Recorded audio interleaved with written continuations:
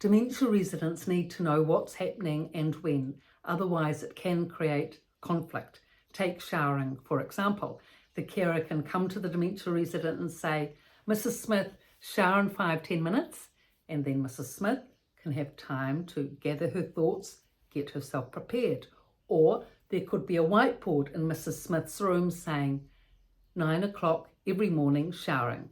If she can read, that's a good exercise.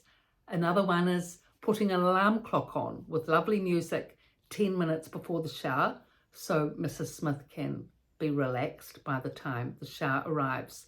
If none of this works, if the relative can come in 10 minutes before the shower, explain to mum what's happening, and then go through the processes after that.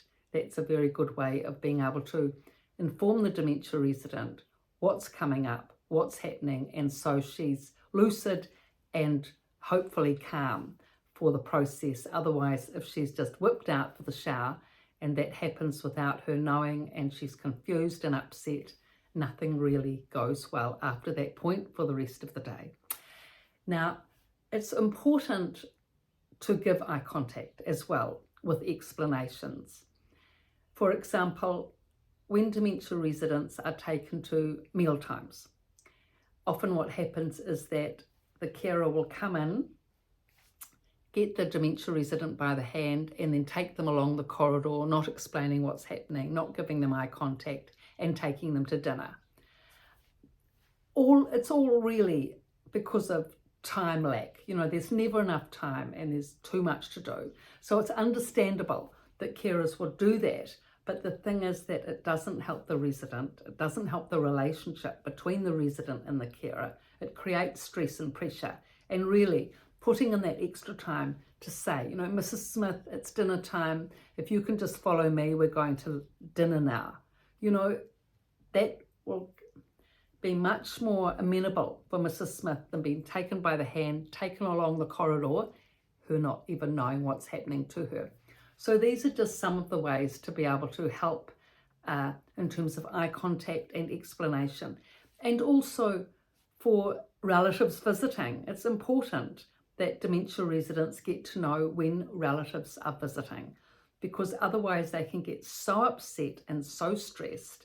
Maybe the relative has said to them, oh, Mum, I'm coming again to visit you 2 o'clock next Saturday. But of course, Mum's forgotten. So that's when, again, the whiteboard is invaluable. Putting up on the whiteboard, John, 2 o'clock every Saturday, visiting Mum. She can read it. She knows it's coming up. Staff can refer to it. And she's not left on the lurch wondering when on earth she's going to see her favourite son or her special daughter or whatever it is. And special occasions coming up. Maybe it's her own 90th birthday. Maybe it's a friend of hers who's having a 90th birthday. Always special occasions. And if that's written up on the whiteboard, the person can read it and look forward to it.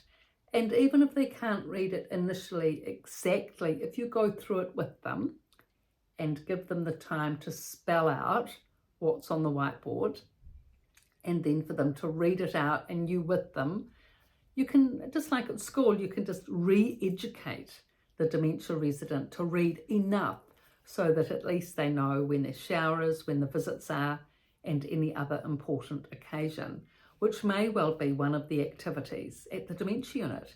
If you go through the activities calendar with your mother, there will be an activities calendar in New Zealand. The way we did it was we'd put a big activities calendar for the month. Every schedule was there behind the door, tacked up behind the door. So if you take that down, sit with Mum. It's quite small writing, so you might have to read it out. Unless she's got prescription glasses, she may be able to read it. And just go through all the activities and see what it is that Mum likes.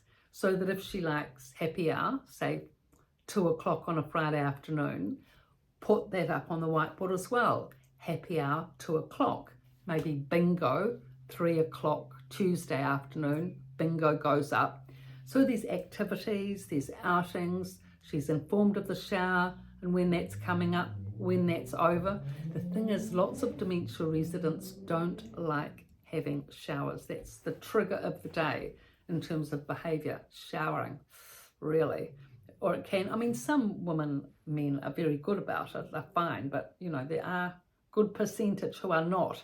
And especially for that percentage who are not good with showering, they need all that preparation time and that informing and explanation, as I've said. Although really it's a courtesy to do it with everybody, because no one likes getting, you know, if you haven't got a present memory, you can't remember when your shower is. Carer comes in, I'll shower now, you know, and you're not prepared for it.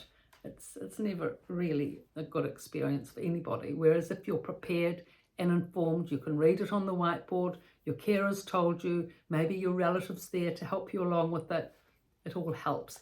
And once the person gets into the routine, this is all especially important when the dementia resident has just come into the unit. It's a new routine, the carer's new, they don't know anyone, they don't know the staff, they don't know anything about the place. And so it's much more stressful, the showers, the cares, the whole routine.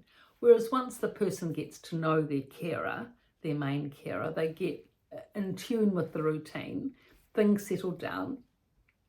All of these measures don't have to be put in place to the same degree, but when the person is first coming in, there's a lot of preparation, a lot of help can be given to enable them to manage this huge transition in their life, which I've written about in detail in the two books, The Resident's Voice and The Resident's Rise, both from a dementia unit. And these books are on Amazon, my website, description below. Now, these books I've written really because the dementia residents were generous enough to explain to me about dementia, the condition itself, and especially about what they needed to live in a dementia unit and have a quality of life. And they said this work needs to be noted down so that people coming after us can have a better life, and so that we don't have to go through all this again. So they were really intent that I had to write this down, I had to write a book or something, which I've done. I wasn't expecting to, I have to say, when I first started this job, or even halfway through the job, I wasn't expecting to have to write a book, but I have written the two books, and of course now 1,000 videos as well, 1,000 videos on YouTube, not on TikTok, because the shorts are not on TikTok, only Granny and these main videos, but there are 1-minute shorts as well of these videos on YouTube. So thank you so much for all your support. Really, especially those subscribers from the start 6 months ago, still there. I so appreciate it and note it. So thank you for everything. Please subscribe. Please pass on the links. Thank you.